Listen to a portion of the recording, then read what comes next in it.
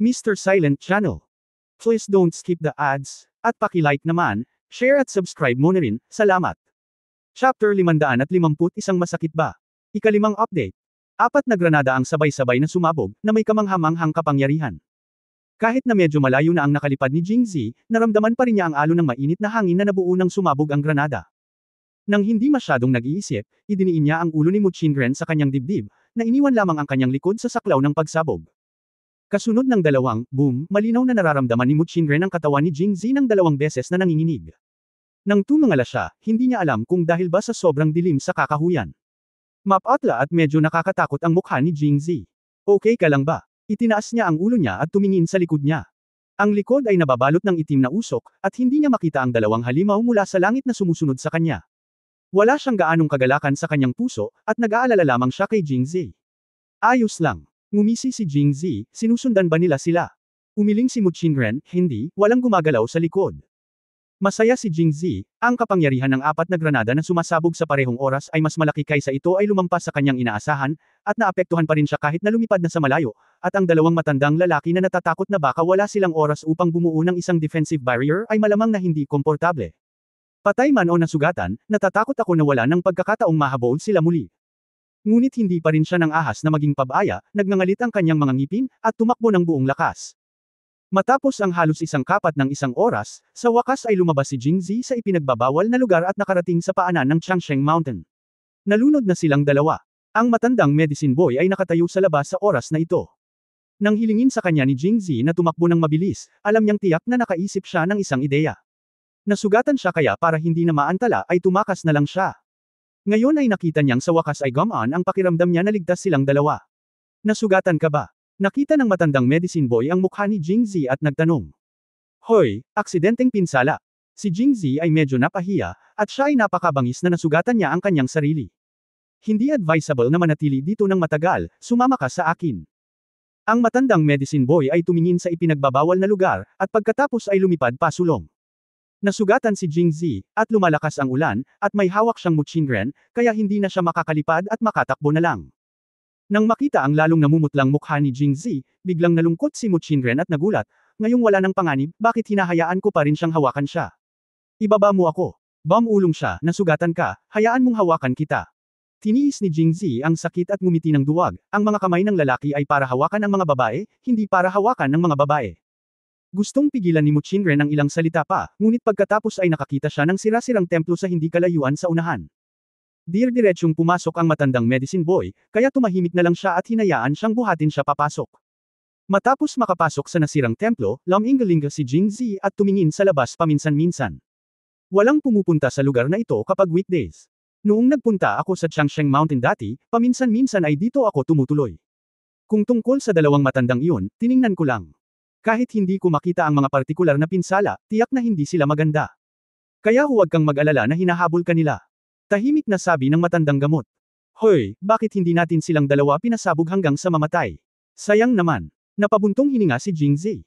Kung ikaw, isang taong may 5 antas lamang, ay makakapatay ng 2 master at makakalat ng salita, maaari ka na lang magbukas ng isang sekta. Ngunit dahil sumali ka sa aking Heaven and Earth sect, wala kang pagkakataon. Matapos marinig ang sinabi ng matandang medicine boy, namula ang mukha ni Mu Qingren sa kahihiyan. Nagtatag ng isang sekta. Ang sekta ng langit at lupa. Alin ang hindi mas maganda sa kanilang Waxian Pavilion? Tiyak na katawa-tawa siya, tama ba? Sa pagkakataong ito, muling nagtanong ang matandang gamot na lalaki, ang kapangyarihan ng nakatagong sandata kanina ay mas malakas kaysa noong nakaraang ilang araw. Ilang tableta ang ginamit sa pagkakataong ito? 4. Batay sa kapangyarihan na nakikita ngayon, kung maaari mong gamitin ang 10 ng mga ito ng sabay-sabay. Kahit na sa aking kapangyarihan, natatakot ako na hindi ka makakatakas sa kamatayan. Nang makita ang nakakalokong ngiti ni Jingzi, binuhusan siya ng matandang medicine boy ng malamig na tubig, ngunit kung lalaban ka sa isang grandmaster, hindi ka makakatakas tulad ngayon. Napakawalang ingat ng halimaw, kung hindi, walang magbibigay sa iyo ng oras upang sindihan ang 10 sa kanila ng sabay-sabay. Hindi gaanong nagsalita si Jingzi, ngunit iniisip niya sa kanyang isipan na pagdating ng panahon, hindi na niya kailangang sindihan ang 10 sa kanila, maaari na siyang gumawa ng isa pa na may parehong kapangyarihan tulad ngayon. Ang isang pinahusay na bersyon ng 10 granada ay sapat na. Ano ang dapat katakutan ng Grandmaster? Habang pinag-iisipan ko, lalo akong naging masaya, at hindi ko maiwasang pilipitin ang aking katawan. Sa hindi inaasahan, ang twist na ito ay direktang kinasasangkutan ng sugat sa kanyang likod, tulad ng hindi mabilang na mga langgam na nakahiga sa kanyang likod at patuloy na kinakagat siya. Ang sakit na pabuntong hininga siya. Nakikita. Ito.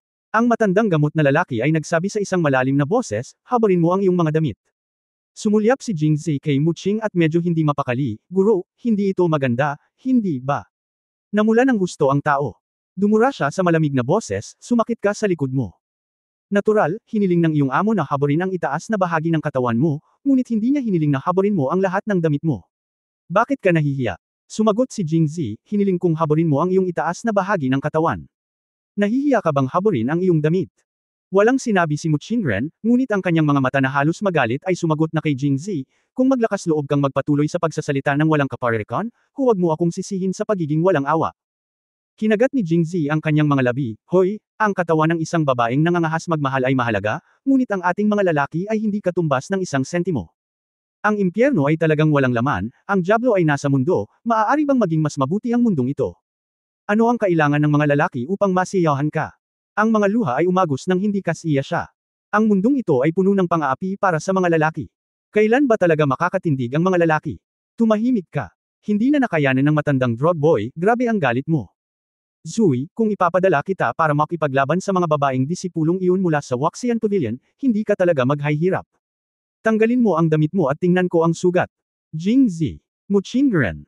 Medyo natahimik si Muchingren habang inusenteng nakahiga ang Waxian Pavilion, ngunit pagkatapos tingnan ng matandang medicine boy na naghahanda para gamutin ang mga sugat ni Jingzi, nagpasya siyang kalimutan ito. Nang habarin ni Jingzi ang kanyang damit, nakatalikod pa rin si Muchingren, medyo namumula para pigilan ang sarili na tumingin. Itong nakatagong sandata mo ay, mabisyo. Sa pagtingin sa siksik na mga sugat ng bakal sa likod ng salamin, ang matandang medicine boy ay natahimik ng mahabang panahon bago siya nagsabi, akala ko ang iyong nakatagong sandata ay bubuo lamang ng isang airwave attack pagkatapos na ito sumabog. Paano ko naisip na may kung ano sa loob? Napakaraming maliliit na paghahain ng bakal na mga nakatagong armas. Napakalayo mo at malamang na nasugatan ka sa panahong ito. Tumawa si Jingzi, at agad na, humirit, nang madamay ang sugat. Matapos huminga, hindi pa rin ito mapigilan ni Muchingren at tumingin sa likod. Ang tanawin ay nagpapataas ng kanyang puso. Isang piraso lang ng buo na balat ang nakita ko sa likod ni Jingzi. Muli niyang naisip na nang tumama ang sumasabog na alon ng hangin, mahigpit siyang pinrotektahan nito sa harapan niya ng walang sabi-sabi. Sa oras na iyon, naisip niyang sinasadya siya nito. Sa pag-iisip ngayon, ginagamit niya ang kanyang katawan para i-absorb ang lahat ng sugat. Inakbayan mo ito para sa iyong sarili. Agad na nabasa ang kanyang mga mata, at walang kamalay-malay na hinawakan iyon ng kanyang kamay. Marahan siyang bamulong, masakit ba? Kabanata 552, unang update. Ang panahon sa unang bahagi ng taglamig ay malamig na. Biglang bumuhos ang malakas na hangin at malakas na ulan sa labas, at ang mga damit ko sa katawan ay basang-basa sa malamig na ulan, na lalong nagpalamig. Higit pa rito, walang sando pa rin si Jingzi. Kaya nang hawakan siya ng malamig na maliit na kamay ni Muchingren, hindi niya maiwasang manginig at mapangiti sa sakit. Kung ibang tao, malamang nasasabihin niya, ibibigay ko ito sa iyo, subukan mong tingnan kung masakit, guwawazi. Ngunit si Muching, lalo na ngayon ay medyo nakakaawa, hindi nakayanan ni Jingzi. Hindi masakit. Ha? Oh, ako. Nang matapos niyang sabihin, hindi masakit, hinampas siya sa likod. Ibinuka niya ang kanyang bibig para magmura, ngunit nang lumingon siya at nakitang ang matandang drug boy ang sumampal sa kanya ay agad niyang binago ang kanyang mga salita. Master, bakit mo ako sinaktan? Hindi naman masakit, di ba? Na-curious ako at subukan. Hindi nakaimik si Jingzi, anong klaseng kakaibang master ito? Ngunit si Muchingren ay tumayo sa kanyang harapan, tumingin sa matandang gamot na lalaki at sinabing, Senyor. Senyor, ang kanyang pinsala ay napakalubha, malamang na siya ay nasa matinding sakit, nakatatanda, itigil ang pagbibiro sa kanya. Tumingin kay Muchingren ang matandang medicine boy. Isang sulyap ang nagsabi, napakaswerte mo, alam na ng babaeng ito kung paano ka protektahan. Nakagat ni Muchingren ang kanyang labi at walang sinabi, namula ang kanyang mukha sa kahihiyan. Pagkatapos ay hiniling ng matandang medicine boy kay Muchingren na tumabi, tumingin muli sa mga sugat ni Jingzi, at sinabing, ayos lang, may pinsala lang sa balat. Tutulungan kitang tanggalin ang lahat ng iron filling mamaya, at pagkatapos ay lagyan ng gamot sa trauma. Ang amo. Siya ay nasugatan ng ganito, at sinabi niya na ito ay isang pinsala sa balat lamang. Gayunpaman, kahit na ito ay isang pinsala sa balat, napakaraming mga sugat, kaya't kailangan pa rin natin silang alagaan, kung hindi, sila ay mamamatay. Kung ito ay magkaroon ng nana, ito ay magiging masama. Ito ay parang kasabihan. Pagkatapos ay nagsindi ng apoy ang matandang gamot sa bahay. Marahil dahil dito siya nakatira noon, maraming kahoy na panggatong ang nakatambak sa sulok ng templo. Na sapat para sa pagpainit. Hiniling kay Jingzi na sumandal sa apoy, iniunat ng matandang medicine boy ang kanyang kamay at lihim na pinalakas ang kanyang likod. Ang kanyang kamay ay parang magnet, hinihigop ang lahat ng mga bakal mula sa kanyang likod. Nang humiwalay na ang mga bakal sa balat niya, napabuga pa rin siya ng hangin sa sakit. Ang eksenang ito ay nahulog sa mga mata ni Muchinren, at ang kanyang puso ay kumirot ng hindi maipaliwanag. Pagkatapos, nilinis lahat ng bakal sa sugat, the old medicine boy naglabas siya ng maliit na bote ng gamot sa damit niya. Ito ang ginawa kong gamot sa sugat. Ipahid lang sa sugat at huwag hawakan ang tubig sa loob ng 5 oras. Wala pang 2 araw at gagaling ang sugat at babalik sa dati. Ito ay, malakas pa rin ang ulan sa labas. Mukhang hindi ito titigil saglit. Mga palatandaan ng paghinto. Hapon na ngayon, at hindi mo mahawakan ng tubig sa loob ng 5 oras. Si Jingzi ay may mapait na tingin sa kanyang mukha, Guro, hindi ba ibig sabihin na hindi na ako makakabalik ngayong gabi? Umiling ang matandang medicine boy, maaari kang bumalik. Nang hindi naghihintay, sinabi ni Jingzi. Natuwa si Zi, at nagpatuloy siya, anyway, hindi ako ang dumudugo at magiging nana. Ang bibig ng aking amo ay talagang mapot. Buti na lang at nakapasok na siya sa kaharian ng isang master, kung hindi ay madali para sa kanya ang nasa labas. Binugbog hanggang mamatay. Huwag ka nang bumalik kung ayaw mong bumalik. Isang gabi lang naman yun eh. Masyado kang madaming sugat. Grabe kung damyugo talaga at nagiging supportive. Sa oras na ito, sumabad si Muchinren. Parehong lumingon sa kanya ang matandang Yaotong at Jingzi. Namula si Muchinren at nag-alinlangan, ngayon. Kasalanan ko ang lahat. Kung hindi dahil pinilit kong samahan ka sa pagnanakaw ng poaching realm flower, hindi mo ito magiging ganito. Kaya hindi ko makitang lumalala ang pinsala mo. Ipinaliwanag ni Muchinren, ngunit ang narinig nila sa kanilang mga tainga ay ganap na naiiba sa kanya, ngunit walang nagturo nito. Sinabi ng matandang gamot na lalaki, kaya sa katunayan, hindi kita masisisi, ngunit salamat. Kung hindi mo pinapasok si Jingzi ngayon, malaki ang posibilidad na hindi ako paalisin ng Tungtian Twin Monsters, kaya iniligtas mo ang aking buhay. Tumingin ang medicine boy kay Jingzi at same time na sinabi, kami sa Tiandi sect ay palaging gumaganti ng kabutihan. Iniligtas ng babae ang buhay ko. Dapat mong gantihan siya ng mabuti sa ngalan ng amo. Hanggat gusto niyang gawin ang lahat, matutulungan mo siya. Gusto ni Pavilion Master mo na makapasok sa ika-6 na antas ngayong gabi. Ito ay madaling gawin. Nakangiting sabi ng matandang medicine boy, hindi ba umiinom ka na lang ng jujube pill? Akala ko sayang dahil huli na. Kung hindi mo gagamitin ito, sa loob ng 2 oras, walang kabuluhan ang lahat. Dahil ang babae ay gustong gumawa ng isang pambihirang tagumpay, at gusto mong gantihan siya, ito ang pinakamahusay sa parehong mundo. Si Jingzi ay labis na humanga nang siya ay lumabas. Ang mukha ni Muchinren ay mas pula kaysa dati at ibinaba niya ang kanyang ulo. Ngayon lang sa ipinagbabawal na lugar ng Changsheng Mountain, nang sabihin ng matandang medicine boy kay Tungtian Shuangguay na ang pag-inom ng jujube pills ay maaaring paikutan ng yin at yang, naintindihan niya. Nawala ang kanyang virginity ni Wang Yingqiu, at ang kanyang mga kasanayan sa martial arts ay bumuti ng mabilis. Malamang na, pinaikot niya ang yin at yang, sa kanya, at naunawaan ang sinabi nito sa kanya noon na ang pagsasanay ng ganitong uri ng martial arts ay nangangailangan ng, malaking tapang at tiyaga, na hindi kayang tiisin ng mga ordinaryong tao. Anong nangyari? Now hearing the old drug boy mention it again, syempre namula siya. Ngumiti si Jingzi at nagmamadaling sinabi sa matandang gamot, Guro, pagalingin muna natin ang mga sugat, pagalingin natin ang mga sugat. Babuhusan na sana ng matandang medicine boy ang gamot. Sa oras na ito, biglang itinaas ni Muchinren ang kanyang ulo at sinabi sa isang malalim na boses, Senyor, ang gamot na ito hayaan mong tulungan ko siyang ilapat ito. Tumingin sa kanya ang matandang medicine boy at nakangiting sinabi, Okay, dapat mas magaan ang mga kamay ng babae kung tutuusin, kaya tama lang nalagyan ng gamot. Pagkatapos ay nagtanong siya, siguraduhing tandaan ang 5 bagay na ito pagkatapos ilapat ito. Huwag hawakan ang tubig sa loob ng 1 oras. Isa pa, may 3 jujube pills na natitira sa kabuuan, kasama na ang isa na nilunok mo lang, tama ba? Ang bawat tableta ay lubhang mahalaga, kaya nakakalungkot na sayangin ito. Kung hindi mo ito gagamitin, ito ay magiging hindi epektibo.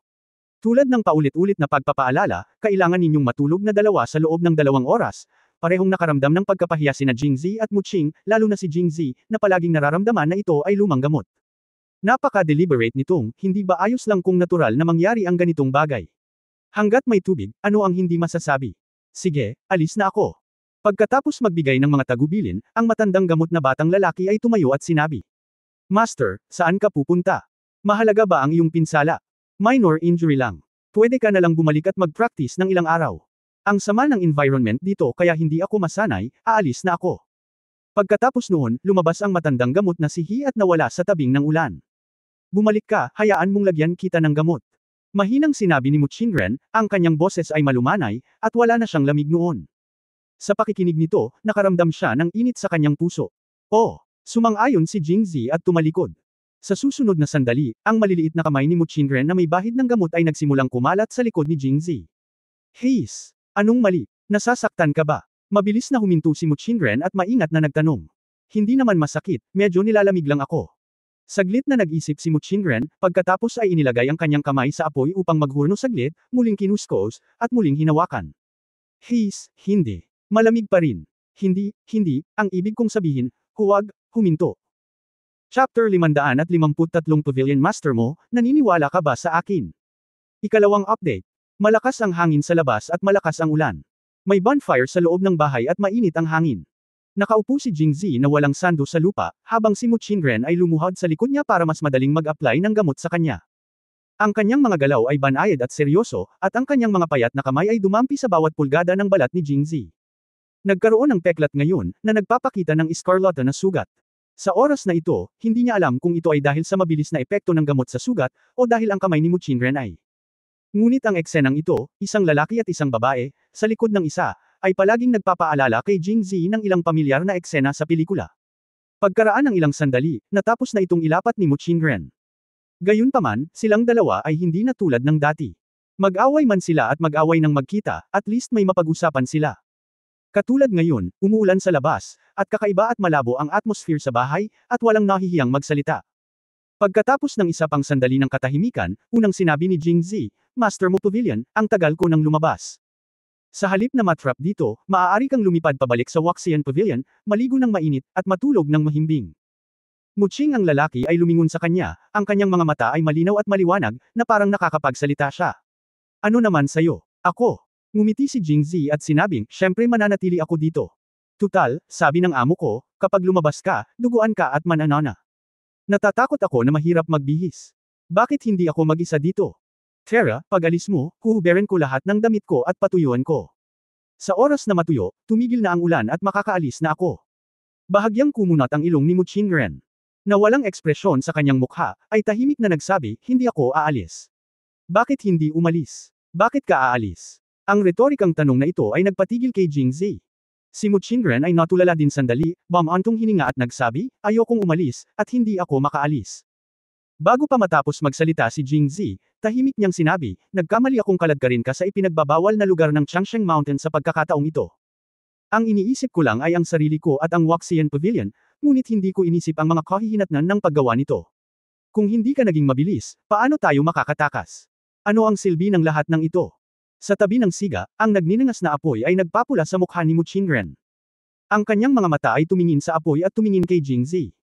Dapat ako ay madismaya ng husto na hindi ko nakuha ang Realm Breaking Flower. Ngunit hindi ko alam kung bakit, ngunit ako ay napakasaya ngayon. Nang marinig ko na ang iyong pinsala ay hindi seryoso, ang pakiramdam ko ay mas mabuti kaysa noong nakuha ko ang Realm Breaking Flower. Parang the monologue was like admitting a mistake. Pagkatapos magsalita ni Muchingren, ang mga sulok ng kanyang bibig ay tumaas ng magandang kurba. Ito ay isang hitsura na hindi pa nakita ni Jingzi, at natulala siya rito. Sa napakagandang eksena, nahiya si Jingzi na banggitin muli ang pagsasanay ng martial arts. Kung si Muchingren at Muching ay nasa estado pa rin ng pag-aaway at hindi nag-aaway nang magkita sila at nakaramdam ng hindi komportable, malamang napag-usapan ni Jingzi ang tungkol sa pagsasanay sa martial arts kasama niya. Biruin mo siya, sarili mong katangian yan. Pero ngayong affectionate na siya, hindi na siya pupunta sa gana parang rogue, di ba? Ikaw, lumingon ka. Biglang sabi ni Muchingren. Walang mali sa pahayag na ito noong una, ngunit pagkatapos itong ay proseso ng isip ni Jingzi ng napakalalim, naramdaman niyang may mali dito. Hindi kaya, kailangan niyang maghintay hanggang lumingon siya, at pagkatapos, hehehehe. Dapat ba siyang maging mas reserba mamaya? Nag-o-overthink pala siya. Lumingon siya, ngunit hindi kumibo si Muchingren gaya ng naisip niya, ngunit sinabi niya, ngayon lang sinabi ng iyong amo na pagkatapos magpahid ng gamot sa sugat, bukod pa sa hindi nalantad sa tubig, mas mabuting maglagay ng hot compress. Wala rin dito kung gusto mong lagyan ng init, gumamit na lang ng apoy para i-bake ito. Medyo nadismaya si Jingzi. Muling tumahimik ang templo, at ang tanging naririnig lamang ay ang kaluskos ng apoy, ang umaalingaw na hangin sa labas, at ang paghinga ng dalawang tao. Tumahimik. Tumikim si Muchingren. Lumingon si Jingzi sa likod at nakitang nakaupo siya sa harap ng apoy na nakahalukip-kap, nanginginig. Ayon sa teorya ng physics na natutunan ni Jingzi sa junior high school, ang pagtaas ng temperatura ay nakakatulong sa pagsingaw ng tubig, at ang evaporation ay isang endothermic na proseso, kaya lumalabas na ang snow ay hindi lumalamig ngunit ang snow ay nagiging malamig na marahil ay nangangahulugan na si Muchingren ay sipon. Nakasuot siya ng basang damit na nakakapit na sa katawan at nanlamig at hindi komportable. Nang siya ay inihaw sa harap ng apoy, ang init na natamo ay hindi sapat upang i-neutralize ang init na inalis sa kanyang katawan, kaya natural siyang nanlamig. Kung ikukumpara, mas gamaan ang pakiramdam ni Jingzi na walang sando. Pavilion Master mo, naniniwala ka ba sa akin? Hindi. Umiling si Muchingren. Hindi matanggap ni Jingzi ang mga salitang ito ng ilang sandali. Nang makita ang kanyang kahihiyan, ngumiti si Muchingren, hindi ako naniniwala noon, ngunit pagkatapos ng araw na ito. Sa palagay ko maniniwala ako. Iniisip kung gaano karaming beses niya itong hinaranggan sa ipinagbabawal na lugar ng Changsheng Mountain, kahit na itulak siya nito ang pag-alis ay para maghanda din sa pag-alis kasama siya sa kanyang mga bisig. Sa oras na iyon, naramdaman ni Muching ang katiwasayan na hindi pa niya naranasan noon, kaya naramdaman niyang maniniwala siya. Dahil naniniwala sa akin ang Pavilion Master mo.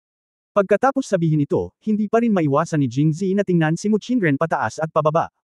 Ang basang-basa niyang damit ay kumapit ng mahigpit sa kanyang katawan, kitang-kita ang kanyang magandang figure na kapansin-pansin. Hindi napigil ang lumunok.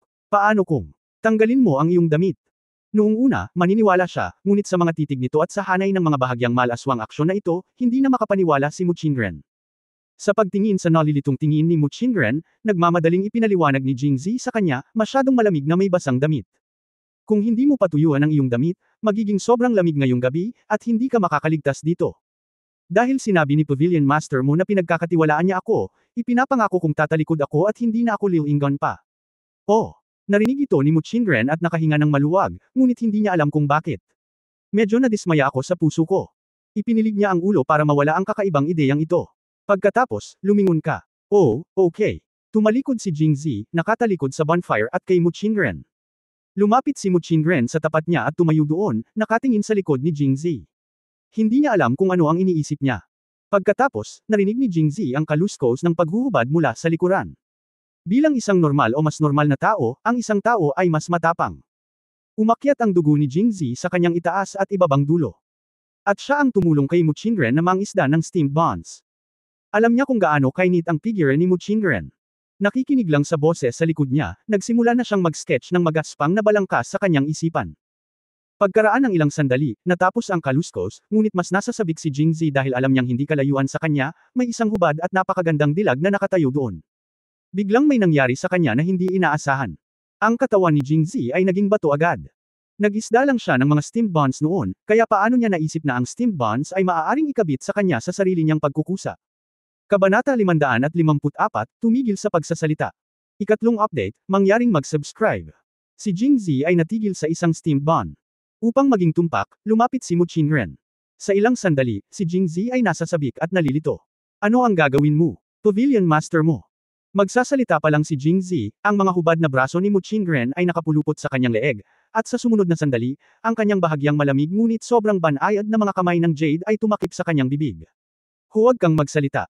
Naghihintay si Jingzi na sabihin niya ang, halikan mo ako, ngunit huminga ng malalim si Muchingren at nagpatuloy, makinig ka sa akin. Sinabi ko lang sa iyo na ako ay mali. Dahil kung magkamali ka, dapat kang parusahan, at sinabi ko sa iyo noon na gagantihan kita kahit na magtagumpay man ako o hindi pagkatapos ay hayaan mong bayaran kita. Sa dulo ng pangungusap, malinaw ang boses ni Muchingren. Nanginginig siya, ipinapakita kung gaano siya kasabik na gawin ang ganoong bagay sa unang pagkakataon. Saglit na natigilan si Jingzi, pagkatapos ay inalis ang kanyang kamay. Kung ito ay para lamang bayaran ako, hindi na kailangang gawin ito. Nanlamig ang katawan ni Muchingren doon, sa kawalan. Masyado ka na bang nagpakumbaba? O tinanggihan ka ba? Bigla siyang nataranta, at patak-patak ang luha sa kanyang pisngi, bumagsak sa nakahantad na likod ni Jingzi, nanlalamig at nanunuot. Natural na naramdaman ito ni Jingzi at agad na tumalikod. Tumingin sa kanya si Muchingren at naramdaman na dapat siyang magtakip, ngunit ang kanyang buong katawan ay parang bangkay na naglalakad. Paano pa siya magkakaroon ng lakas? Umupo ka lang dyan, maging tapat sa kanya, harap-harapan, bumagsak ang mga luha. Natarante si Jingzi, huwag kang umiyak. Mabilis niyang inabot iyon para panasan. Inalis ni Muchingren ang kanyang kamay, patuloy na umaagos ang mga luha, ngunit naging mas malamig ang kanyang boses, huwag mo akong hawakan. Hindi mo ba ako gusto? Hindi ko kailangan ng awa mo. Hindi kita gusto. Hindi. Ngumisi si Muchingren, ganito ako, pero ayaw mo akong hawakan, at sasabihin mo pa rin na wala kang pakialam.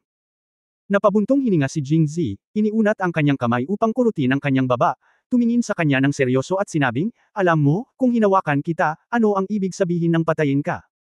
Walang sinabi si Muchinren, ngunit halatang mas kalmado siya. Ikaw ang Panginoon ng may-ari ng hardin.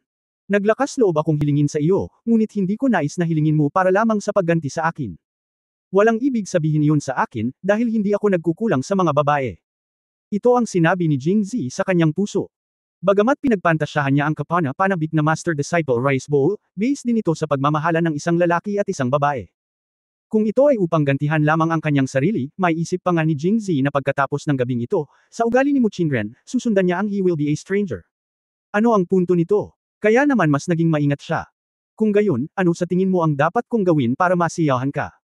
Tumangala si Muchinren sa kanya at hindi inabot ang kamay ni Jingzi na nakahawak sa kanyang baba. Natural akong umaasa na ang iyong mga iniisip ay kapareho ng sa akin. Tulad mo, sumulyap si Muchinren sa kanya, ano ka ba? Gusto rin kita, pero hindi lang dahil sa kabayaran. Pero gusto kita nasa puso ko. Habang nagsasalita siya, ibinaba ni Jingzi ang kanyang kamay, kinuha ang kamay ni Muchinren at inilagay ito sa kanyang dibdib, hinawakan mo ito, at tumingin sa iyo, bumilis ang tibok ng puso ko. Bang! Bang! Bang! Hindi lihim na ang tibok ng puso ni Jingzi ay talagang mas mabilis kaysa karaniwan. Siyempre, ang sinumang nakaharap sa isang napakagandang hubad na kagandahan ay malamang na mas bumilis ang tibok ng kanyang puso. Sabi ni Muchinren. Kinagat niya ang kanyang mga labi at walang sinabi, ngunit nakaramdam ng hindi maipaliwanag na saya sa kanyang puso. It turns out, iyan ang naisip niya. Well, ang galing. Nang makitang hindi siya nagsasalita, nagtanong si Jingzi, ano sa palagay mo? Patuloy na itinaas ni Muchinren ang kanyang ulo at hindi siya sinagot. Sa katunayan, makakahanap si Jingzi ng ilang mga pahiwatig sa paraan ng pagtingin ni Muchinren sa kanya, kaya sinasadya niyang hindi siya hinawakan, iniisip na kumpirmahin sa kanya, ngunit ang kasalukuyang pag-uugali ni Muchinren ay nagpanik sa kanya. Hindi kaya nagkamali ako. Nang makita ang malungkot na mga mata ni Jingzi at binawi ang kanyang kamay, si Muchinren ay biglang nabalisa, ngunit paano niya maibuka ang kanyang bibig kapag may sinabi siya? Sunod, lumingon si Jingzi. Ngayon, talagang natarante si Muching. Ang kanyang boses ay puno ng luha, ano ang gusto mong sabihin ko? Naisip ko ito noon at sinabi na ito ay upang gantihan ka, at gusto ko ring sabihin sa iyo na ito ay upang magsanay kasama ka, o upang maiwasan ang iyong jujube pill na hindi maging epektibo, ngunit, ito ay lahat ng mga dahilan. Alam mo kung bakit kailangan kong magdahilan. Kung hindi ko ginawa itong mga dahilan, paano ako magiging malapit sa iyo? Kung hindi ako katulad ng iniisip mo, gagawin ko ba ito sa sarili ko? Kung hindi ang taong gusto ko, gagantihan kita ng buhay ko. Ngunit ako ang Panginoon ni Yingqiu. Paano ako makikipagkompetensya sa aking pinakapinagmamalaki na disipulo para sa isang lalaki? Alam mo ba ang pakiramdam kapag may biglang sumulpot na gustong makipag-close pero hindi nangangahas? Alam mo ba kung gaano ako pahirap? Kahit wala akong makuha, kahit isang gabi lang, hindi mo ba ako matutulungan? Napakaraming ipinagtapat ni Muchinren sa isang hininga, at sa huli, napaluha siya. Nalungkot si Jingzi at sinisi ang sarili. Pagtalikod niya, iniunat niya ang kamay para hilahin siya. Sa pagkakataong ito, nagalit din si Muchinren at sinampal siya. Pagkatapos ay pinunasan niya ang mga luha sa gilid ng kanyang mga mata at same time na sinabi, naiintindihan ko, hindi ko magagawa ang mga bagay na nakakapagpahiya kay Yingqiu dahil sa aking makasariling pagnanasa. Guro. Ang taong nagnakaw ng mga disipulo, kung ito ay kumalat, hindi lamang ito makakasira sa iyong reputasyon, ngunit well, ito ay tiyak na hindi rin mapapatawad ang reputasyon ni Ying. Habang sinasabi niya iyon, tila nakapagdesisyon na siya, at nagsimulang ibaba ang kanyang mga kamay, ang isang kamay ay nasa kanyang dibdib upang idiin ang likod ni Jingzi. Tinakpan niya ang tinapay gamit ang kanyang kamay, at ginamit ang kanyang kabilang kamay upang takpan ang kailaliman. Ngayong lubos na niyang naiintindihan ang mga intensyon ni Muchinren, paano siya hahayaan ni Jingzi na tumakas ng ganito? Mabilis siyang nagsimulang gumalaw, gustong yakapin siya, at pagkatapos ay gumamit ng sarili niyang kakaibang pamamaraan para mamasahe siya sa pagpapasakop, ngunit umiwas si Muchinren sa isang iglap. Nilinaw ko na, wala akong magagawa na magsisisi kay Yingqiu. Tapusin na natin ito. Bakit, hindi mo ako masusuklian? Hindi. Ayaw mong tulungan akong ipakita ang kakayahan kung uminom ng jujube pills. Gumagana ba ang gamot? Hindi. Ayaw mo bang mag-practice kasama ko? Pinandilatan ni Muchinren si Jingzi, na tila sinisisi siya sa panunukso sa kanya sa sinabi niya noon, at mumuso siya ng hindi nasisiyahan. Sa wakas ay kinagat ang kanyang labi at malamig na sinabi, hindi. Ngunit sa palagay ko, ano ang dapat kong gawin? Muli siyang pinandilatan ni Muchinren, pagkatapos ay pag-isipan mo ito. Pagkatapos ay yumuko siya para kunin ito. Siya. Walang pakialam kung gusto niyang patuyuan ang mga damit na nakasabit sa siga o hindi. Siya ay pagpunta sa ilagay ang mga ito muna. Pagkatapos ng lahat, nanimbalik ang kanyang katinuan at ayaw niyang gumawa ng anumang bagay kay Jingzi na makakasakit kay Wang Yingqiu. Hindi nararapat na maging tapat muli sa isa't isa. Yumuko siya sa sandaling ibinaba niya ang kanyang baywang, ang kanyang katawan ay nakakurbo sa isang perpektong kurba, at si Jingzi ay natulala. Hindi lang gusto kong gawin ito, ngunit gusto ko ring gawin ito.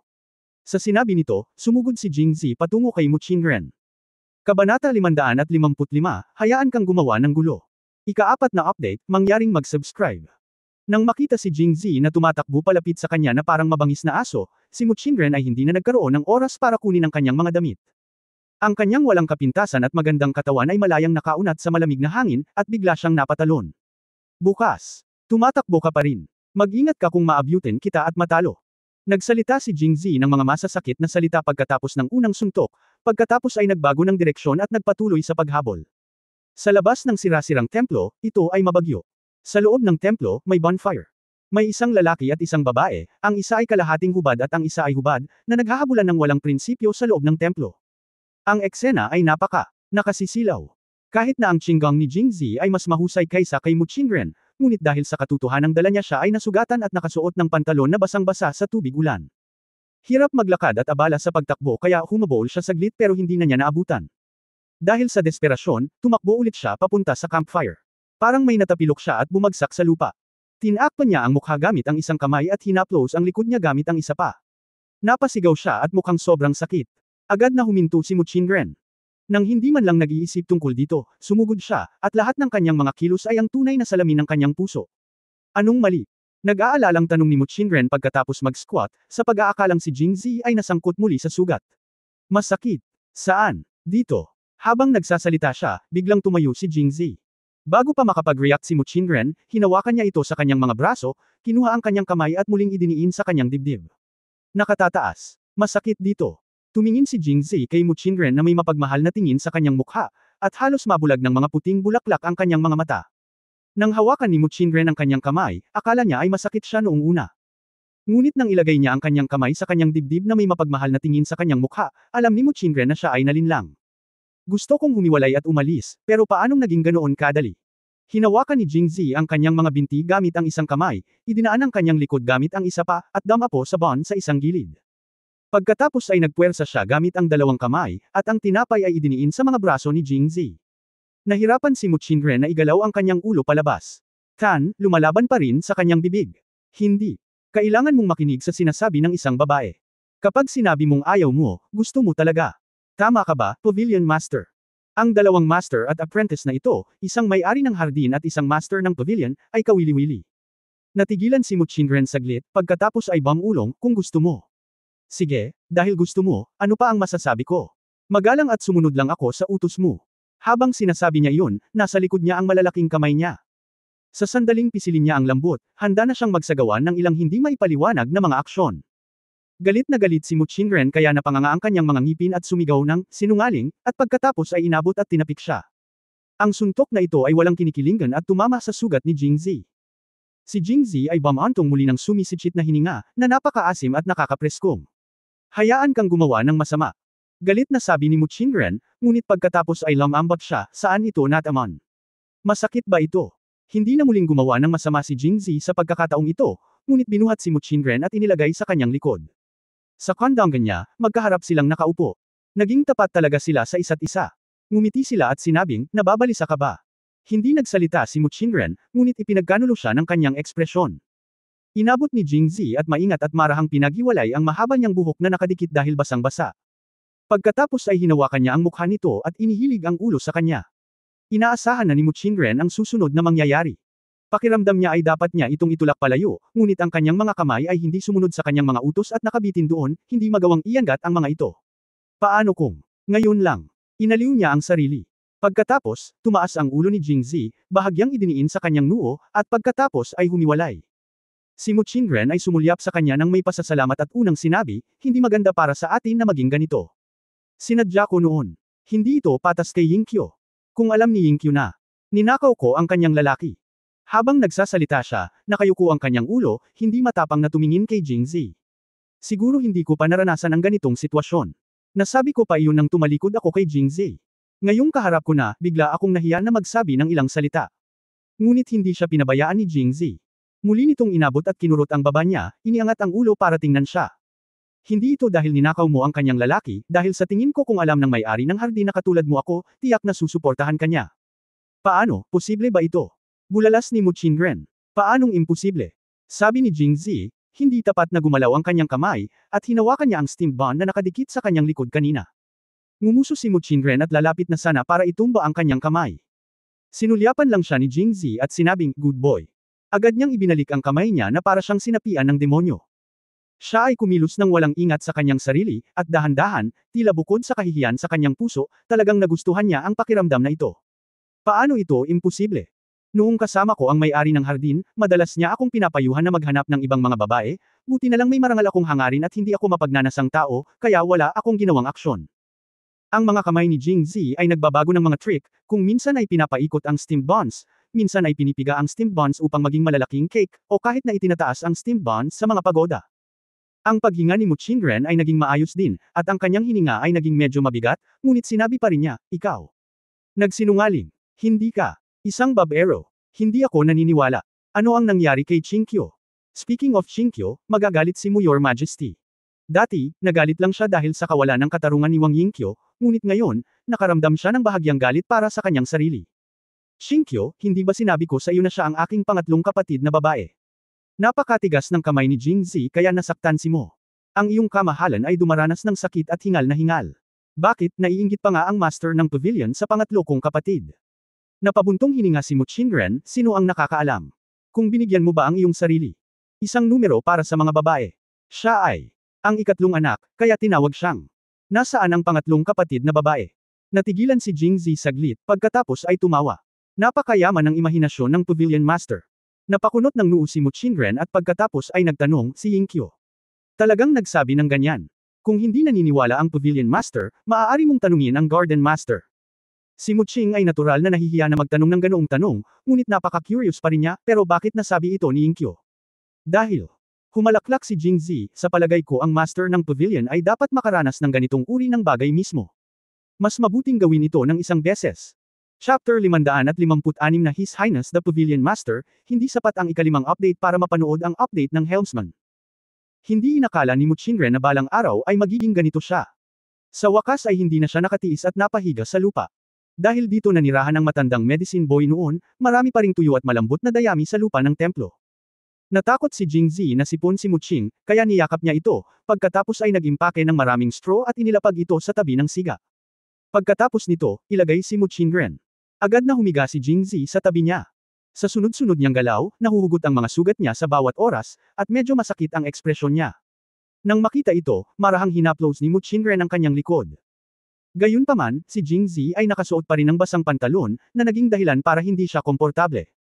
Iniunat niya ang kanyang mga kamay pababa, sinusubukang pakawalan ang mga pagpigil. Ngunit ang kanyang kasalukuyang postura, kasama ang maraming mga sugat sa kanyang likod, ay hindi palaging komportable. Hindi. Sa oras na ito, hinawakan ni Mu Qingren ang kanyang kamay. Tumawa ng pipi si Jingzi, ganyan tayong lahat, ano pa ang silbi para pigilan ka pa? Kinapa niya ang kanyang kamay sa harap niya at nakangiting sinabi, kung talagang naaawa ka sa iyong sarili, maaari mong isipin na ito ay pagbabayad sa akin, o maaari mong isipin ito bilang upang magsanay ng martial arts, tinulungan pa niya akong mapanatili ang bisa ng pag-inom ng jujube pills, mas mabuti ba ito? Lalong natuwa si Mu Qingren nang marinig niya na ang mga dahilan na ibinigay ni Jingzi ay ang una niyang naisip. Siya ay labis na nahihiya at hindi mapigilan ang pamumula. Hindi, sabi ko huwag, nag-aalala ako sa sugat mo. Pagkatapos sabihin iyon, itinaas ni Mu Qingren ang kanyang ulo na may determinasyon at determinasyon sa kanyang mga mata, hayaan mo akong. Halika. Pagkasabi nito, hindi na niya hinintay ang reaksyon ni Jingzi. Yumuko siya. Kalahating oras. Itinaas ni Mu Qingren ang kanyang ulo, na may sigaw sa kanyang bibig, bakit? Hindi ka pa ba gumagaling? Naawa si Jingzi ngunit nakaramdam din ng katuwaan, at hinawakan ang kanyang ulo. Ngumiti at sinabing, ngayon, dapat alam mo na kung bakit hiniling sa akin ng may-ari ng hardin na maghanap pa ng ilan, di ba? Siya ay katulad mo, hindi niya ito mahawakan. Walang sinabi si Mu Qingren, ang kanyang mga mata ay kumikislap kay Guangguang, hindi alam kung ano ang kanyang iniisip, tinapik siya ni Jingzi sa likod, okay, hindi ito gagana, at huwag mag-aksaya ng oras, simulan na nating paikutan ang yin at yang ngayon. Sabi, hinayla siya ni Mu Qingren at tiningnan ang kanyang figure mula sa ibaba hanggang sa itaas, na mas nakakasilaw. Pero, hindi na ito magdadala ng sugat, di ba? Medyo nag-aalalang sabi ni Mu Qingren. Ayos lang. Ngumiti si Jingzi. May mga bagay na kailangang matutunan ng sarili ng walang guro. Ang ilang mga bagay ay kailangang gawin ng hakbang-hakbang. Ang ilang mga bagay ay nangangailangan ng pagsasanay upang maging perpekto. Ang buhay ay ang pinakamahusay na guro. Mula sa pagiging bata at ignorante si Muqing sa simula ay naging masigasig at may kasanayan. Nadama ni Muqing na ang ganitong uri ng bagay. Tila kumukonsumo ng mas maraming enerhiya kaysa sa pagsasanay ng martial arts, at pakiramdam niya ay parang pagod na pagod siya. Ngumiti si Jingzi, nang hindi pinipilit ang sarili, at mahinang nagtanong sa batok niya, alam mo na ba kung bakit ngayon?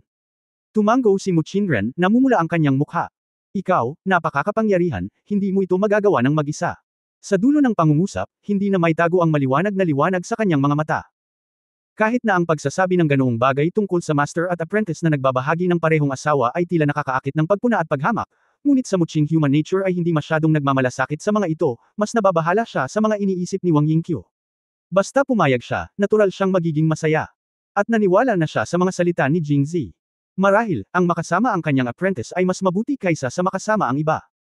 Sa pag-iisip nito, kontento siyang kumapit sa mga braso ni Jingzi at ipinatong ang kanyang ulo sa kanyang malakas na dibdib, na parabang mayroon na lahat. Nang makita siyang gumawa ng ganoong hakbangin, alam ni Jingzi na nabuksan na ang buhol sa kanyang puso, at masaya rin siya. Hindi niya napigil ang sabihin, Your Highness, the Pavilion Master. Nang marinig ang kakaibang titulo, agad na itinaas ni Muqing ang kanyang ulo, kinukot ang kanyang mga labi at sinabing, ako na naman kung hindi ka prinsesa, bakit mo ako tinatawag na kamahalan? Dahil, huminga si Jingzi sa kanyang earlobe, ikaw ay isang prinsesa sa aking puso. Ang pangalan ko ay Yingqiu Garden Master, at walang tatawag sa kanya ng ganoon. Ngunit kung tatawagan kitang Pavilion Master, hindi ba ito ay katulad ng iba? Kaya tinatawag kitang Pavilion Master, at palagi kang magiging kakaiba sa akin. Ang mga salitang ito ay tila may walang katapusang mahika, sinabi ni Muqing. Ang kanyang mga mata nakakatahimik lang ay biglang napuno ng bukal na tubig.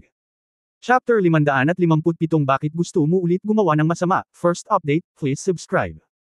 Umuulan sa labas ng templo, at ang templo ay masigla at mabango. Nang huminahon na ang lahat, niyakap ni Jingzi si Muqing, buong pagmamahal na hinaplos ang kanyang ulo, at nagtanong, paano ito? Nakagawa ka na ba ng tagumpay? Saglit na natigilan si Muqing, pagkatapos ay itinaas ang kanyang ulo, ako. Hindi ito totoo. Para magsanay. Nang magpasya siyang ibigay ang sarili kay Jingzi, tiyak na sinunod ni Muqing ang sarili niyang puso, sa halip na magsanay na palakasin ang sarili tulad ng dati. Ayaw niya, hayaan na lang ni Jingzi na hindi siya maintindihan.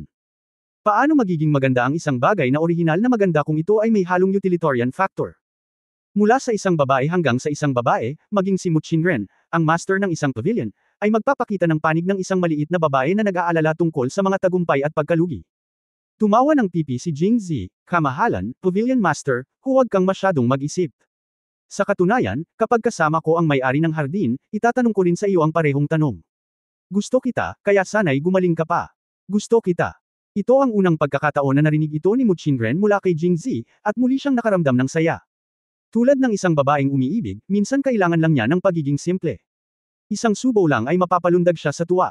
Pagkatapos ay naramdaman niya ito at tuwang-tuwang sinabi, Talagang nakalusot. Ika-6 na antas. Napakaganda nito. Ngumiti si Jingzi, kung alam ko lang ito, hindi ko na kinailangan pang nakawin ang Realm Breaking Flower. Bakit ka mag-abala? Ano?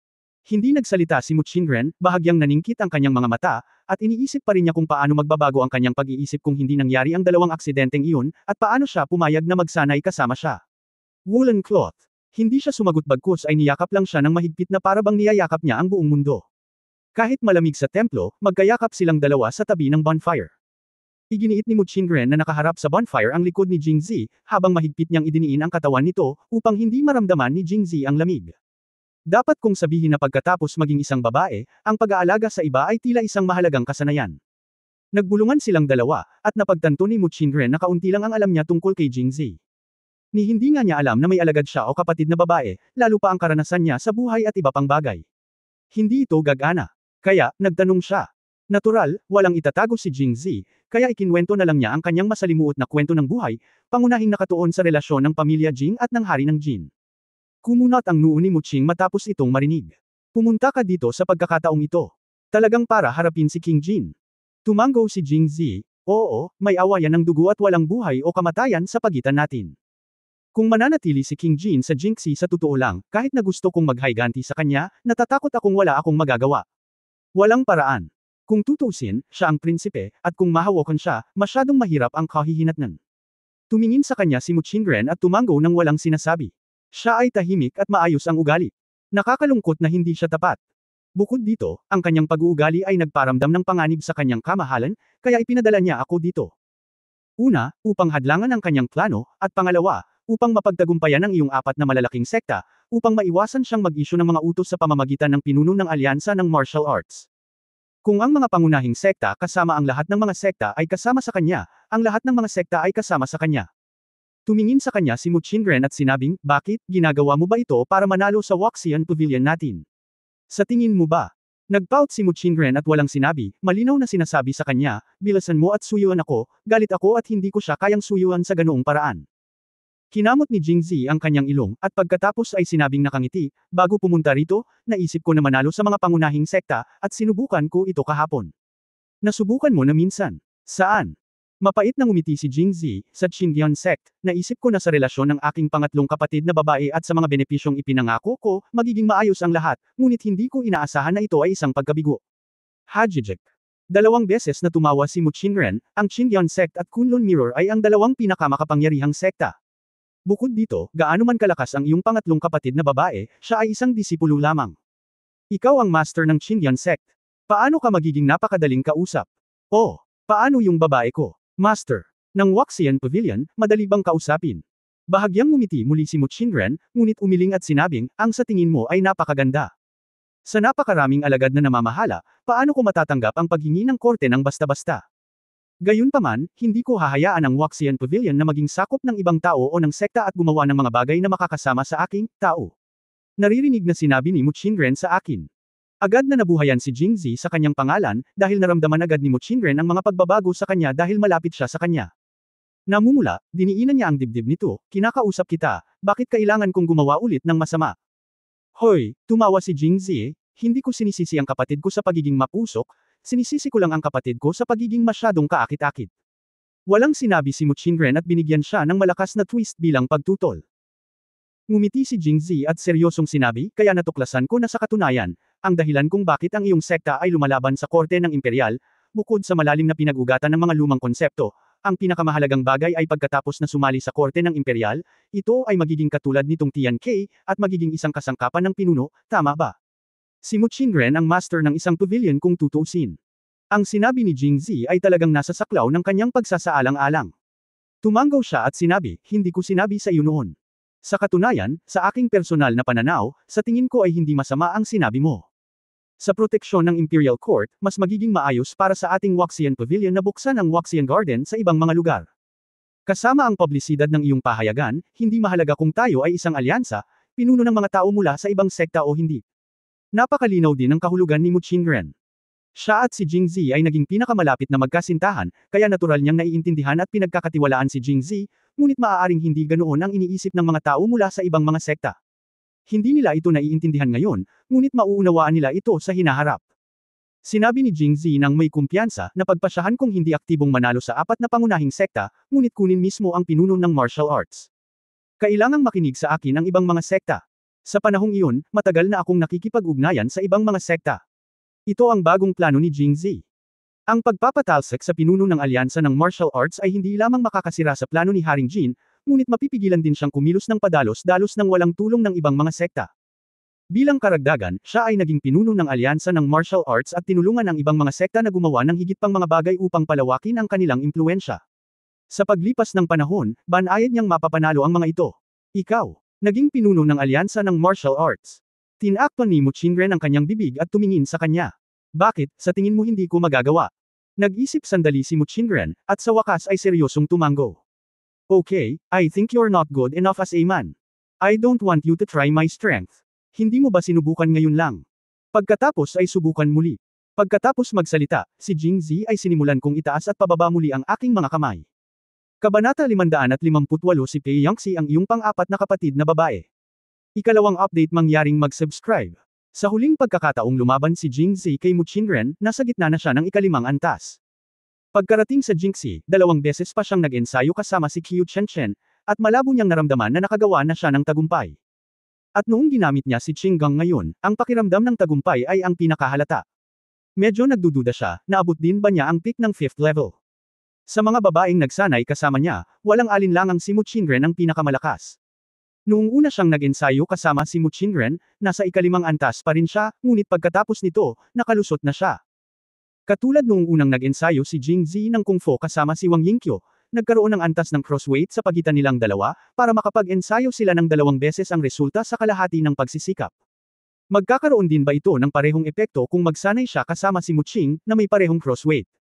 Kaya pagkatapos ng isa pang kalahating oras na pagsasanay, bigla niyang naramdaman na sumailalim siya sa isang radikal na pagbabago, at ang kanyang buong katawan ay gumaan at komportable. Ang pakiramdam na ito ay lumitaw din noon, nang tumawid siya mula sa ikatlong antas hanggang sa ika-4 na antas, at mula sa ika-4 na antas hanggang sa ika-5 antas. Posible bang ika-6 na antas na ito? Kung ito ang kaso, sa mga nakababatang henerasyon, ang tanging makakalaban sa kanya ay sina Pei Yangtze at Muching. Ang isa sa dalawang ito ay ang aking pang-4 na kapatid na babae, at ang isa ay ang aking sariling babae. Kaya naman, kung sasali siya sa isang martial arts competition, hindi ba siya ang magiging pinuno ng Martial Arts Alliance? Pakiramdam ko, iba ka. Nakahiga si Muchingren sa mga bisig ni Jing Zi, namumula pa rin ang kanyang mukha sa kasiyahan at pamumula pagkatapos ng insidente. Tumangala siya kay Jing Zi at Bam-ulong. Anong pinagkaiba? Well, hindi ko masabi sa iyo, at hindi ko pa rin masasabi na marunong ka sa martial arts, pero pakiramdam ko malaki na ang pinagbago mo sa dati. Ngumiti si Jing Zi, maaaring nakagawa ako ng tagumpay. Breakthrough. Oo, ang ika-6 na antas. Nang makita ang cute na hitsura ni Muchingren nagulat na hindi siya makapagsalita, ngumiti si Jing Zi at sinabing, salamat sa kanyang kamahalan ang Pavilion Master sa iyong bukas palad na pagtuturo, marami pa sa hinaharap. Dapat kang pumunta sa Waxian Pavilion at humingi ng payo sa kanyang kamahalan ang Pavilion Master. Pulang-pula ang mukha ni Muchingren, at bukod sa pagkagulat, tila siya ay napuno ng tanging saya. Kasabay nito, seryoso niyang sinabi, sa totoo lang, kahit hindi ka makalusot, sa dati mong kaharian, tiyak na hindi ka magiging dehado kung makakatagpo ka ng isang tao na nasa simula ng ika-6 na antas. Kung tutuusin, sa martial arts sa mundo, ang mabilis lang ang hindi mababasag. Masyadong makapangyarihan ang Qinggang mo. Maging ang Qinggang ni Pei Yangtze ay halos kapareho ng sa akin, isang buong antas sa likod mo. Napangiti si Jing Zi nang may pagmamalaki, kaya, hanggat nakikilahok ako, hindi ba magiging akin ang pinuno ng martial arts na ito? Ang pinunong si Qing Yang ay humiling sa akin na tulungan siyang isulong ang kompetisyon sa martial arts, dahil sa takot na hindi malaman ng iba ang kahalagahan ng pinuno ng martial arts. Matutulala sila kapag nanalo ako sa pinuno ng martial arts. Walang paraan na hindi nila ako kayang pakinggan. Labis ang tiwala ni Zi kaya tinakpan ni Muchingren ang kanyang bibig at tumawa. Bueno, naniniwala ako sa lahat ng sinabi mo, ngunit may partikular na mahirap na problemang haharapin sa ngayon. Masigasig na sinabi ni Jing Zi, anong problema? Kaya lang, kung gusto mong manalo sa martial arts leader, dapat sumali ka man lang sa martial arts competition. Di ba? Kung hindi ka man lang makasali sa martial arts competition, paano ka mananalo sa titulong martial arts leader? Matapos marinig ang mga salita ni Muchingren, hindi naisip ni Jing Zi, ano ang hirap. Anyway, hindi pa magsisimula ang kompetisyon hanggang doon. Pupunta ako doon. Umiling si Qingren, kung ang lahat ay nag-iisip na tulad mo, at ang mga tao mula sa lahat ng sekta ay sumugod, hindi ba magiging magulo ang martial arts tournament? Pagkatapos ay ipinaliwanag niya, para sa martial arts tournament, ang bawat sekta ay dapat humirang ng isang tao. Ang isang junior na hindi maaaring mas matanda sa 30 ay lalahok, at ang listahan ay dapat isumite kalahating buwan bago magsimula ang kompetisyon, at pagkatapos ay ang 4 na pangunahing sekta ay mag-uusap ng sama-sama upang makabuo ng isang listahan para sa kompetisyon. Natigilan si Jing Zi, iyan ay tulad ko. Hindi ba ibig sabihin na wala na tayong pagkakataong maglaro? Si Muchingren ay tumango ng may simpatiya. Sa totoo lang, bilang master ng Waxian Pavilion, malamang na ayaw niyang maglaro si Jing Zi. Ang kanyang martial arts level ay maihahambing sa kanya. Ngunit isang taong may mas mataas na kasanayan sa Qinggang kaysa sa kanya ang dumating sa entablado, kaya wala siyang pag-asa na manalo sa unang pwesto. Ngunit pagkatapos maging mag-asawa ni Jing Zi, bahagyang nagbago ang kanyang iniisip, ano ang masama sa pagkakaroon ng mas malakas na lalaki. At saka, kinuha niya ang martial arts leader, na mukhang mas nakakatulong sa Waxian Pavilion. Sa kanya at sa kanyang apprentice na nakadina sa kanya, hindi ako naniniwala na hindi siya nangangahas na bigyang pansin ang Waxian Pavilion. Itinagilad niya ang kanyang ulo at nag-isip sandali, sa totoo lang, may paraan. Pagkatapos ay bamantong hininga siya muli, ngunit tila hindi ito gumagana. Anong paraan? Sabihin mo sa akin. Curious na tanong ni Jing Zi. Iyon ay, bilang karagdagan sa pagsusumit ng listahan ng maaga, kung nais mong mamagitan sa kalagitnaan, ang taong iyon ay dapat kumuha ng pahintulot ng hindi bababa sa 3 tao mula sa 4 na pangunahing sekta na kalahok sa kompetisyon. Pagkatapos ay kinalkula niya ito para kay Jingzi, wala. Sa Immortal Pavilion, ako ang kalahok, at sumasang-ayon ako na ang Qingyan sect ay ang iyong pangatlong kapatid na babae na si Qingqiu, kaya parang okay lang. Ngunit ang natitirang Kunlun Mirror at Tungtian Palace, sina Pei Yangxi at Qiu Chen ay mas mahirap kausap, at mas mahirap silang kausapin, at mas madalang silang makipag-usap sa mga lalaki. Mahirap para sa kanila na pumayag. Sa sorpresa ni Mu Qingren, si Jingzi ay hindi lamang hindi nag-alala kundi napakasaya rin matapos itong marinig. Bakit, kilala mo ba si Pei Yangxi o si Qiu Chen? Kaina-hinalang tanong ni Mu Qingren. Sa oras na ito, natural na hindi angkop na ibunyag ang pagkakakilanlan ni Qiu Chen, ngunit kailangan lang nito ng pahintulot ng 3 tao, kaya ngumiti si Jingzi at sinabing, maaari kong payagan si Pei Yangxi. Pei Yangxi, paano ito posible? Nakita ito ni Mu Qingren. Maraming beses ko nang nakilala si Pei Yangxi, ngunit hindi gaanong nasabi. Napaka-cold-tempered niya kaya hindi na niya kinakausap ang sarili niya. Paano niya makakausap si Jingzi at papayag na sumali siya sa martial arts tournament? Dahil si Pei Yangxi ang pang-apat kong kapatid. Pagmamalaki ni Jingzi. Tingnan mo ngayon, ang pinakanamumukod tanging mga disipulo sa mga nakababatang henerasyon ng 4 na pangunahing sekta ay talagang mga babae. Ang hindi kapanipaniwala ay ang mga babaeng ito ay may ganoong kalapit na relasyon sa kanya. Iniisip pa nga ni Jingzi na kapag nakatayo siya sa fighting field, susugod sila sa kanya, at yayakapin niya sila mula kaliwa pa kanan, tinatamasa ang kagandahan nilang lahat, na pinagseselosan hanggang kamatayan ang mga tulad ni Lin Qingshan at Yu Bo. Gayunpaman, ang mga ito ay ilan lamang sa mga kaisipan. Kahit na ang pagkakaroon ng mas maraming babae ay isang magandang bagay, palaging may mga alalahanin tungkol sa kaligayahan. Lalo na kung ang relasyon sa pagitan ng lahat ay hindi pa naaayos, kung nakilala niya ang Sheffield, siya ay mamamatay ng malungkot. Saglit na nagbago ang ekspresyon ni Mu Qingren, at sa wakas ay itinaas niya ang kanyang kilay at nagtanong, talaga? Hindi rin ito sineseryoso ni Jingzi, tumanggaw siya ng may ngiti, talaga. Si Qingqiu ang iyong pangatlong kapatid na babae, at si Pei Yangxi ang iyong pang-apat na kapatid na babae. Naisip ito ni Mu Qing, siya at si Wang Yingqiu ay mas matanda kay Jingzi, at sina Qingqiu at Pei Yangxi ay mas matanda din. Sila ang pangatlo at pang-apat niyang kapatid na babae. Upang maging konserbatibo, mayroong hindi bababa sa panganay na kapatid na babae at pangalawang kapatid na babae sa itaas nila. Bakit ang dami niyang kapatid? O sadyang kakaiba ang kanyang panlasa? Kabanata 559 na Kabanata 560, lahat sila ay iyong mapagmahal na kapatid. Ikatlong update mangyaring mag-subscribe. Sigurado ka ba, si Qingqiu ang iyong pangatlong kapatid na babae, at si Pei Yangxi ang iyong pang-apat na kapatid na babae? Umupo si Mu Qingren at tumingin kay Jingzi na may seryosong mukha, na may puting pahid sa harap ng kanyang katawan. Tumayo siya at umindayog pataas-baba, na nagpangiti sa puso ni Jingzi. O lahat sila ay iyong mahal na kapatid na babae. Mukhang nahihiya si Jingzi. Gusto niyang gawing magkapatid na mahal niya sina Qingqiu at Pei Yangxi, ngunit sa kasalukuyan, hindi ito madali. Dahil hindi ito ang kaso sa yugtong ito, natural na hindi ito maaaring magkamali. Siyempre hindi. Ang pinakamamahal kong kapatid ay ang kamahalan ng Pavilion Master. Una, inaliw niya si Mu Qingren. Dati, gusto lamang ni Jingzi na sabihin kay Mu Qingren ang tungkol sa relasyon ng kanyang pamilya at ng hari ng Jin. Hindi niya sinabi ang tungkol sa kanyang mga kapatid na babae. Bagay, kaya sinabi ko ito muli. Matapos marinig ito, mukhang nagulat si Mu Qingren, mayroon kang 7 kapatid na babae. Tumango si Jingzi. Hindi ba ibig sabihin na magkakaroon din ako ng 7 kapatid na babae sa hinaharap? Kahit na siya ang pinakamatanda sa edad, kailangan niyang pakasalan ang kanyang asawa at sundin ito. Ayon sa kanyang seniority, kailangan niya talagang tumawag sa iba na kapatid, hindi, ito ay kapatid na babae ng 7 beses. Para sa isang taong hindi magaling sa pakikisalamuha, ang mga Muqing people ay nakakaramdam ng matinding pressure at mapait na ngumiti sa kanilang mga puso. Nagdagdag si Jingzi ng ilang panggatong, niyakap si Mu Qingren at nagsalita. Ang dalawa sa kanila ay lalong nagchat, higit sa lahat dahil si Mu Qingren ay nagtatanong. Halos nahukay niya ang lahat tungkol kay Jingzi mula pagkabata hanggang sa pagtanda, at halos naunawaan na niya na kasama niya ang ikalimang kapatid na babae mula pa noong bata pa siya, at ang pang-apat na kapatid na babae ang pinakamahigpit, at iba pa. Ngunit tungkol sa kanyang sarili.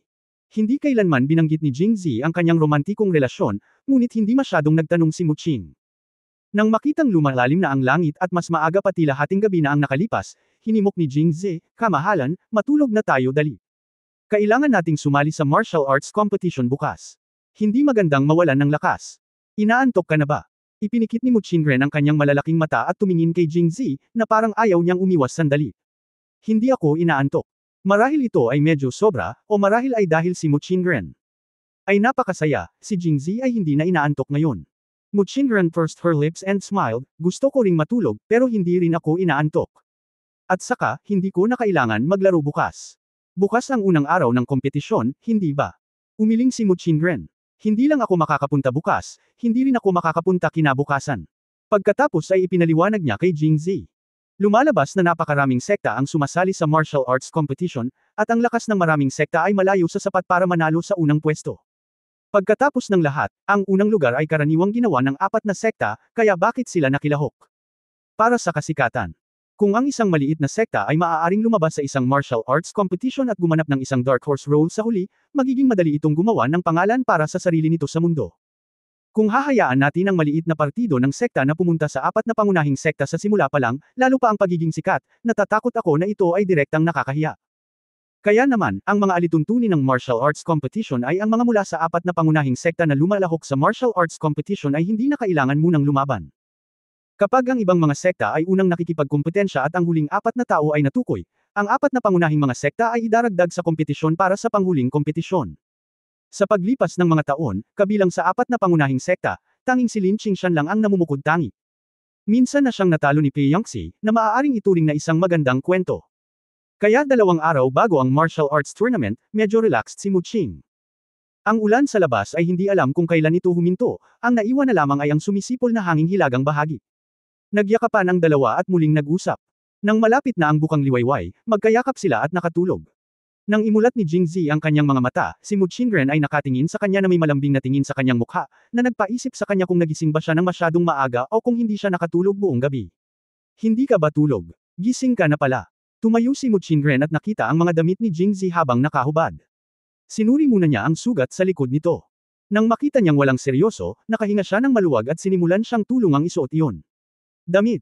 Ako mismo ang gagawa. Nang bumangon siya sa lupa, pinalibutan agad siya ng aircon. Nang inag si Jingzi at sinabing, dapat mong isuot ito ng mabilis. Mu Qingren. Matigas na umiling, may sugat ka sa likod mo. Isa pa, gusto kitang bihisan. Pagkatapos sabihin ito, hinayaan lang siya ni Jingzi na hintayin siyang maisuot ito, at pagkatapos ay hinimok siya na isuot din ito. Babalik ako. Tumingin si Mu Qingren kay Jingzi, ang kanyang mga mata ay tila medyo malungkot. Bagamat nasabi na niya ang lahat kagabi, nahirapan pa rin siyang magising ngayon. Kung paano makipag-usap kay Wang Yingqiu, kung paano haharapin ang pang-araw-araw na pakikipag-ugnayan kay Jingzi, at maging kung paano makipagkita sa isa't isa sa hinaharap at kung paano magsanay tulad ng kagabi ay tila isang luho ang lahat. Sa sandaling ito, naisip pa niya na ang oras ay nagyelo dito. Na parang nahulaan niya ang kanyang mga pag-aalala, ngumiti si Jingzi at sinabi, kamahalan, huwag kang mag-alala, madalas kitang hahanapin. Madalas. Hanapin mo ako. Napakaraming disipulo sa Waxian Pavilion, at mayroon ding Wang Yingqiu. Maaari ba siyang pumunta doon ng madalas? Sa madaling salita, hinahanap mo ba siya o? Nang makitang hindi siya naniniwala, ngumiti si Jingzi at sinabing, pagkatapos ng martial arts competition ngayong gabi, bumalik ka sa Waxian Pavilion at maghilamos at hintayin mo ako. Nasa iyo kung pupunta ako o hindi. Namula si Mu Qingren at inaabangan pa rin ito. Pagkatapos mag-isip sandali, sinabi niya, nga pala, kung gusto mong hanapin si Yingqiu sa Waxian Pavilion sa hinaharap. Pumunta ka na lang doon nang hindi na ako tinatanong. Tumango si Jingzi, at pagkatapos ay lumabas kasama si Mu Qingren. Pagkalabas nila, natuklasan nilang maayos ang lupa, ngunit ang mga nakapaligid na kakahuyan ay ganap na puti, at may mga nakakalat na snowflake sa kalangitan, na ginagawang itim at puti ang buong mundo. Umuulan ng nyebe, sabi ni Mu Qingren. Hinawakan ni Jingzi ang kanyang kamay at nakangiting sinabi, may kaugalian sa ating bayan na ang mga taong magkasama sa unang pag-ulan ng nyebe ay mananatiling magkasama habang buhay. Tumango si Mu Qingren, ang kanyang mga mata ay pumulupot sa crescent moons na may ngiti, at pagkatapos ay nawala sa kanya ng kaunti ang kamahalan ng Pavilion Master at nagmukhang isang batang babae. Matapos ang paghalik sa noo ni Mu Qingren, at ubiling naghiwalay ang dalawa at bumalik. Madaling araw pa lang, at sa blizzard at unang ulan ng nyebe, ang mga tao sa Jinxi City ay nananatili sa bahay, at ang mga lansangan ay desyerto. Maginhawa ito para kay Jingzi, dahil maaari siyang lumipad sa lungsod. Habang nasa daan, naisip niya ang tagumpay at pag-init ng relasyon nila ni Mu Qingren, kung saan ang kanyang amo na si Yao Tongzin ay kailangang-kailangan. Sinabi rin niya na ang gamot sa trauma ay hindi dapat ihalo sa tubig, at ang epekto ng pag-inom ng jujube pills ay maaaring tumagal lamang ng 2 oras. Jingzi ngayon medyo nagdududa ako kung totoo ba ang mga salitang ito o hindi. Sinadya ba sila ng matandang drug boy para lang matupad ang kanyang mabubuting gawa? Kung ito ang kaso, ang kanyang amo ang pinakamahusay.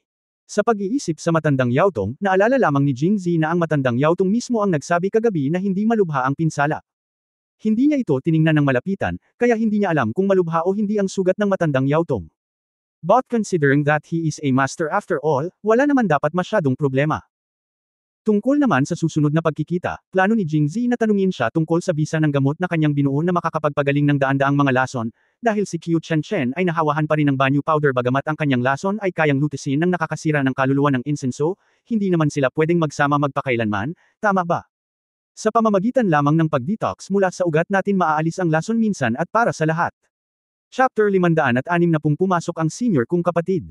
Ika-4 na update mangyaring mag-subscribe.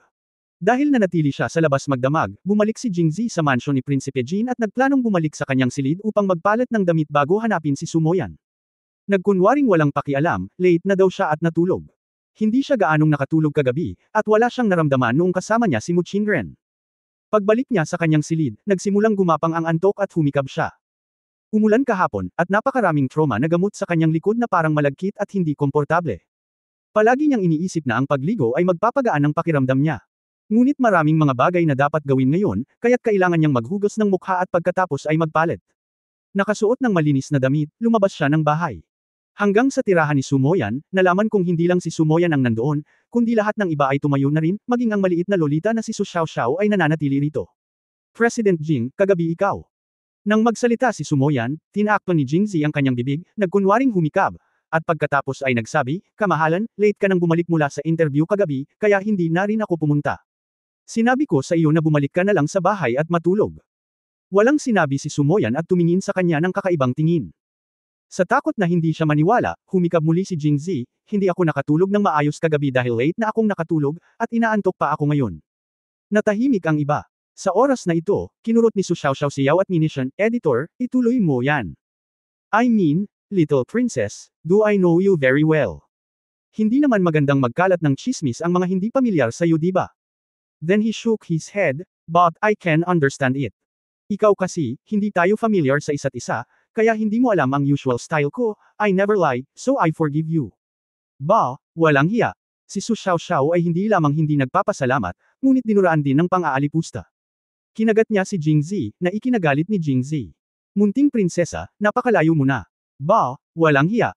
Si Su Xiaoxiao ay lumura muna, at pagkatapos ay ngumisi, malinaw na hindi ka bumalik kagabi, at nagsinungaling ka sa akin, napakawalan Jia. Sinong nagsabi na ako hindi ka ba bumalik kagabi? Late lang ako nakabalik. Ba, walang hiya, hindi na lang ako bumalik. Hindi natakot si Jingzi, pagkatapos ng lahat, hindi siya makakapunta sa kanyang silid. Magiging tanga talaga siya kung magsisinungaling siya. Bakit, alam na alam ng munting prinsesa kung babalik ako sa gabi. Hindi kaya tumakbo ang munting prinsesa sa aking silid. Nagtaas ng kilay si Jingzi. Ako, hindi. Namula ang mukha ni Su Xiaoxiao, at agad siyang nakabawi, ngunit pumasok ang aking nakatatandang kapatid na babae, at wala ka doon. Ikaw, senior sister. Saglit na natigilan si Jingzi, pumasok siya sa kwarto ko. Anong ginagawa mo? Yung manuscript na pinapagawa mo sa senior sister ko kahapon, kami sa Tungtian K nakahanap na kami ng mga mag-o-overtime para may publish ito, para may publish ngayon, pero balita ko ikaw ang presidente, ikaw ang may pananagutan sa pag-publish ng bagay na ito na iintindihan ko, kaya pinuntahan ka ni senior sister. Hindi iisipin ni Jingzi na si Qiu Chen ay pumunta rito dahil sa ilang manuskrito. Natatakot ako na gusto niyang magsanay muli sa kanya tulad ng nakaraang gabi. So, kailan umalis ang senior mo sister? Kagabi, hinintay ka ni senior sister hanggang Heishi. Akala ko may natutulog na kasing walang hiya mo, kaya pinakiusapan ko si senior sister na bumalik na muna, pero sabi ni senior sister, nakakasama daw ang manuscript na ito kay Tungtian. Napakahalaga nito, kaya minabuti kong maghintay. Matulog ulit ako. Sa puntong ito, pinandilatan ni Su Xiaoxiao si Jingzi, lumabas ako kaninang umaga bago mag-umaga. At napakaaga pa rin. Nang makita ko si senior sister na naglalakad palabas, tinanong ko si senior sister kung nakabalik na siya, at sinabi niyang hindi. Nagsisinungaling ka pa rin. Hindi nahiya si Jingzi nang malantad ang kanyang kasinungalingan Qiu Chen at iba pa pagkatapos maghintay sa kanya buong gabi ngunit hindi naghihintay, malamang gusto ko siyang patayin. Kung gayon, ano ang hitsura ng iyong nakatatandang kapatid na babae nang umalis siya? Paano ito? Kung susubukan mong maghintay ng iba sa buong magdamag ng hindi naghihintay, ano kaya ang magiging hitsura ng iyong mukha? Siyempre, paumanhin, ang dilim ng mukha ko. Ito ay orihinal na isang gawain na itinalaga ng sekta, ngunit hindi mo lang pinaghintay si senior sister buong magdamag, ngunit ang gawain ay hindi pa tapos, kakaiba na ako ay masaya.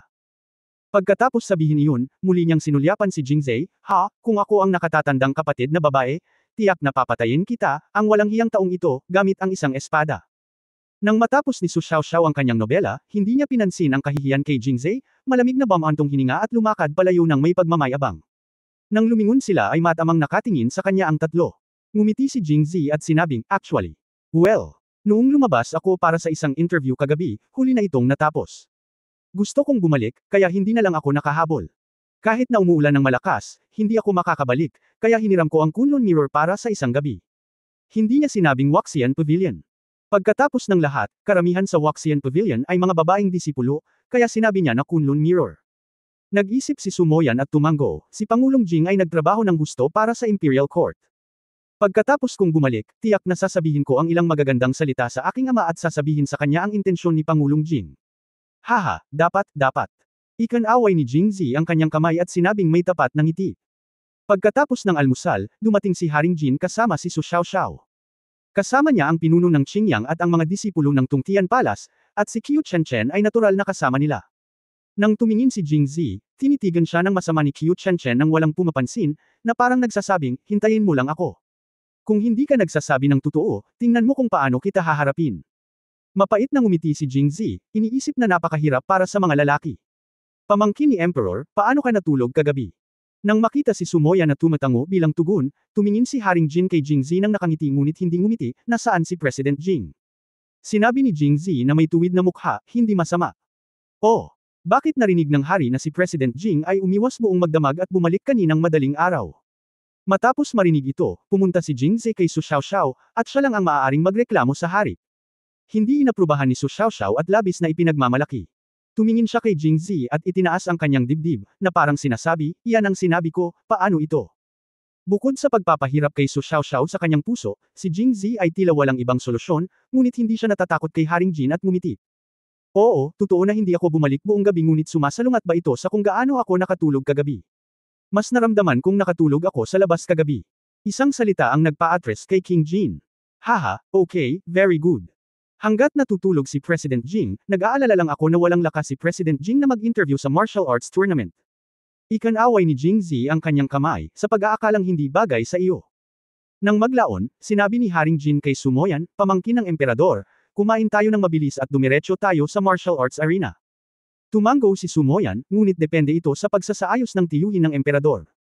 Kaya, isang malaking grupo ng mga tao, naglalakad patungo sa front hall ng Prince Jin's mansion, naghahanda para kumain. End of this chapter. For more updates, click on the notification bell.